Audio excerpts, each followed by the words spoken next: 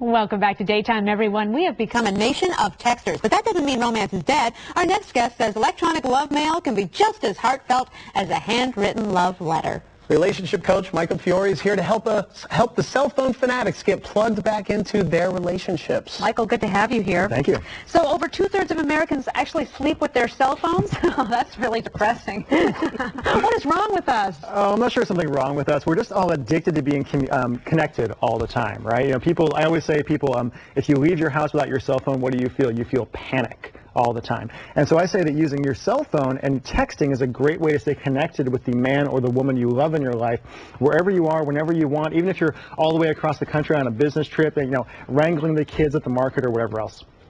Now, we have a lot of singles in America, Yes, I understand. There was a survey taken, huh? No, there's a few, yeah. 44% of American adults are single. So that would probably attribute to it. To the texting thing? Yeah, I find a lot of people who are single, it's a great way to, people are kind of scared to get on the phone, especially after a first date, right? So I often tell people who are single to use your cell phone and texting as a way right after you have that initial first date to kind of tell the person you were just with what you really loved about that date in the first place. You know, I can still smell you on me, I can still, the thing I...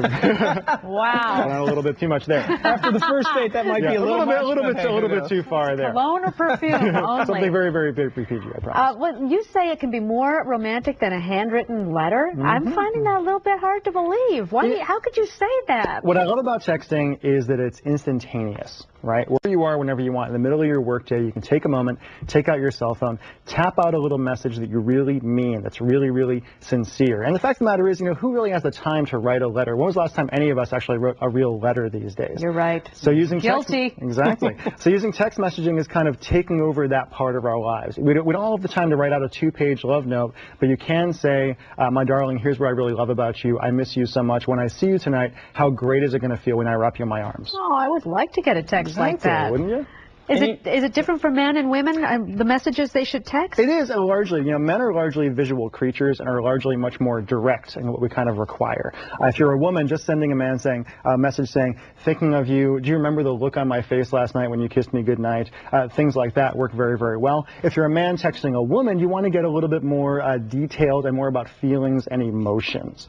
You have no idea how much I love you, how much I appreciate having you in my life, but I'm going to show you tonight, something like that. Oh my God! It happens every time. Are you single? I'm afraid not. I'm not. I have a very happy girlfriend. So I bet she is. Yeah. So it goes back to that primal thing where a guy just has to show you.